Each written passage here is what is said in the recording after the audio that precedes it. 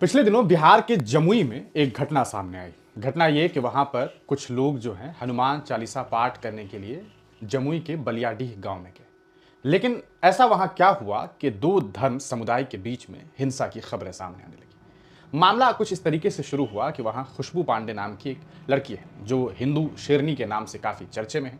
हालांकि बहुत सारे हिंदू समाज के लोग भी उसे कोई हिंदू शेरनी नहीं कहते। अब पता नहीं इसने अपना नाम हिंदू शेरनी क्यों रखा है, शेरनी से न जाने इसका क्या ताल्लुक है, क्या है ये यही जानती होगी। लेकिन खैर, हिंदू शेरनी और कुछ दीगर इसके साथी जो है हनुमान चालीसा पाठ के लिए गए हुए थे। लेकिन इस दरमियान मस्जिद के सामने आकर के इन लोगों ने खूब उलूल जुलूल बातें की, नारे लगाए, आपत्तिजनक नारे, एक समुदाय को उकसाने की कोशिश की और इस दरमियान हिंसा होने की खबर सामने आई। खबरों के अनुसार जो दावे इस खुशबू पांडे ने किए वो ये कि खुशबू पांडे का कहना था कि उसे और उसके साथियों को अल्पसंख्यक समुदाय के लोगों ने बुरी तरीके से मारा, पीटा, यहां तक कि गाड़ियों को तोड़ दी गई। इसके अलावा इसका यह कहना था कि यह ऐलान किया गया कि इसे जिंदा जला दिया जाए। इसने एक वीडियो भी बनाया। वीडियो में ये मस्जिद के पास अपने गाड़ी में मौजूद थी और वहां से इसने ये कहा कि हम पलट कर आएंगे, जरूर पलट करके आएंगे। लेकिन सवाल यह है कि जो महिला मस्जिद के सामने गाड़ी में बैठ करके वीडियो बना सकती है, वो इस तरह के दावे कैसे कर सकती है कि उसे कोई मारना चाह रहा था, जबकि इसके वीडियो में यह साफ दिखाई दिया कि वहां पर कोई व्यक्ति दिखाई भी नहीं दे रहा था। अगर इसे मारना होता तो कहीं ना कहीं लोगों का जमावड़ा वहां पर होता, जिंदा जला देने की बात और न जाने क्या कुछ बातें कही।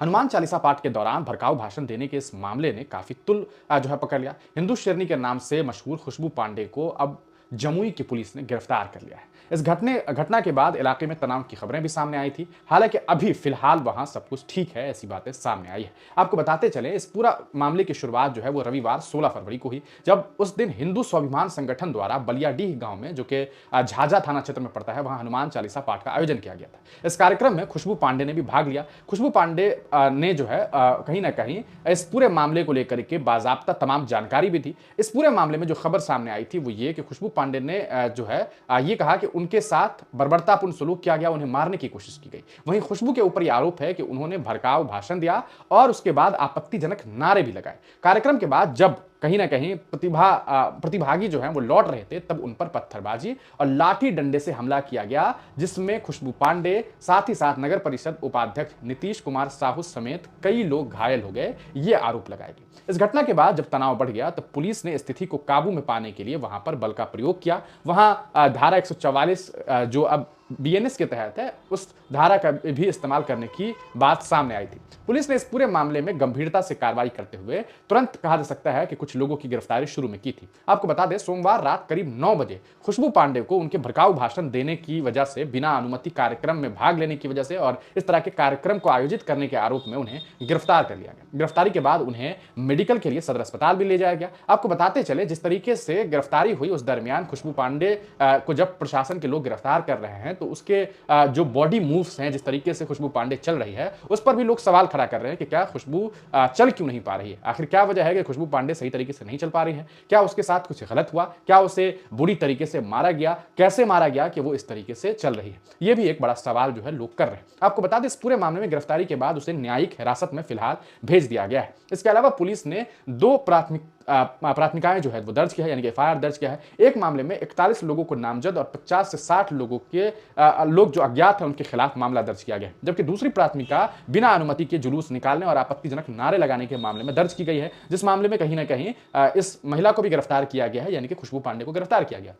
बात अगर खुशबू पांडे की जाए तो इसका इतिहास इसी तरह का रहा है। इसने पूर्व में कई बार मुस्लिम समुदाय को लेकर के आपत्तिजनक बातें की। इसने देश के मुसलमानों को, यानी कि भारत देश के मुसलमानों को गद्दार बताया। हमेशा से इसने यही बात कही कि भारत के मुसलमान कभी इस मुल्क के वफादार नहीं हो सकते हैं। आपको बताते चले, खुशबू पांडे जैसी महिलाएं, जो लड़कियां हैं, वो सीधे तौर पर अपने जिस्म पर एक भगवा गमछा डाल करके ये बताने की कोशिश करती है कि मानो हिंदुत्व की ठेकेदार वही है, जबकि जो अच्छे धर्मगुरु हैं, जो धार्मिक लोग हैं, वो इस तरह का कोई कृत्य करते नहीं है। सवाल यह है कि अगर आपने हनुमान चालीसा पाठ का आयोजन किया तो फिर इस आयोजन का आपने एक जो टुकड़ा है वो मस्जिद के सामने पूरा करने की कोशिश क्यों की? क्या जरूरत थी कि किसी दूसरे धार्मिक स्थल के सामने जाकर के आप नारेबाजी करें, आप आपत्तिजनक नारे लगाएं, ताकि दूसरे लोगों को आप जो है वो गुस्सा दिलाएं और उन्हें कहीं ना कहीं इसमें शामिल करने की कोशिश करें। इस पूरे मामले में शुरुआती वक्त में जो बयान डीएम महोदया के द्वारा आया था, उसमें सीधे तौर पर अल्पसंख्यक समुदाय के ऊपर ही ये बात कही गई थी कि भाई उन लोगों ने जो है पत्थरबाजी की। हालांकि इस पूरे मामले में जब पुलिस अधीक्षक मदन कुमार का बयान आया तो उन्होंने साफ तौर पर यह बताया कि अब तक इस पूरे मामले में कई लोगों को गिरफ्तार किया गया है और इस पूरे मामले में शांति को कहीं ना कहीं भंग करने की कोशिश करना, परमिशन ना लेना और बगैर परमिशन के इस तरह का आयोजन करना, साथ ही साथ आपत्तिजनक नारे लगाने की वजह से खुशबू पांडे के ऊपर जो है कार्रवाई की गई और लगभग 3-4 थानों की मदद से जो है इस पूरे मामले में इसकी गिरफ्तारी की गई। आपको बता दें, इस पूरे मामले में जो समिति की बैठकें आयोजित की गई उसमें शांतिपूर्ण तरीके से तमाम चीजें हो सके इसके लिए भी बातें की गई, यानी कि शांति समिति की बैठक भी की गई थी। इस पूरे मामले के बाद अभी फिलहाल जो है इलाके की स्थिति ऐसी है कि झाझा के व्यापारियों ने 17 फरवरी को बंद का आयोजन किया, साथ ही 17 और 18 फरवरी को इंटरनेट सेवाएं भी बंद कर दी गई थी, निलंबित रही ताकि अफवाहें जो है वो ना फैले। हालांकि अभी वस्तु स्थिति बिल्कुल ठीक है, खबरों के अनुसार वहां सब कुछ सही है और अभी ऐसी कोई बात सामने नहीं आ रही है जिससे यह कहा जा सकता है कि आने वाले वक्त में कोई तनावपूर्ण खबर सामने आ सकती है। हालांकि कुछ लोगों में डर का माहौल है और बहुत सारे लोग अपने घर से वो फरार चल रहे हैं, घर से वो बाहर चले गए। उन्हें इस बात का डर है कि कहीं जो गैर नामजद लोग हैं उनमें उन्हें शामिल करके जेल में बंद ना कर दिया जाए। स्थिति फिलहाल नियंत्रण में है, लेकिन प्रशासन किसी भी अप्रिय घटना से निपटने के लिए सतर्क है और इस वजह से वहां पर पूरी तरीके से पुलिस बल को अभी भी तैनात किया गया हुआ है। इस पूरे मामले में जो अगर बात की जाए तो इस घटना ने एक बार फिर से समाज में शांति और सद्भाव बनाए रखने की आवश्यकता को उजागर किया है। कहा जा सकता है कि प्रशासन ने त्वरित कार्रवाई करते हुए दोषियों के खिलाफ सख्त कदम तो उठाए हैं, लेकिन सवाल यह है कि आखिरकार ये सब कुछ कब तक चलता रहेगा। हम एक कहा सकता है न्यूज चैनल की तरफ से आपसे ये अपील करेंगे कि कभी भी अफवाहों पर ध्यान ना दें, शांति बनाए रखें, क्योंकि ये आपकी जिम्मेदारी है। आपको बताते चले आने वाले दिनों में बिहार में विधानसभा का चुनाव भी होना है, तो ऐसे में कई नफरती लोग इस चुनावी फायदे को उठाने के लिए इस तरह का घटिया कृत्य करेंगे भी। खुशबू पांडे जैसी लड़की जो है इसे जेल में बंद ही होना चाहिए, क्योंकि इसकी ये पहली घटना नहीं है, पूर्व में भी उसने इस तरह के कई ऐसे घटिया बयान दिए हैं जो काफी चिंताजनक रहे। इस पूरे मामले में आप किसे दोषी ठहराते हैं और आपको क्या लगता है कि ये जो खुशबू पांडे है आखिरकार क्या इसे जेल से बाहर रखा जा सकता है? अपनी राय जरूर दीजिएगा।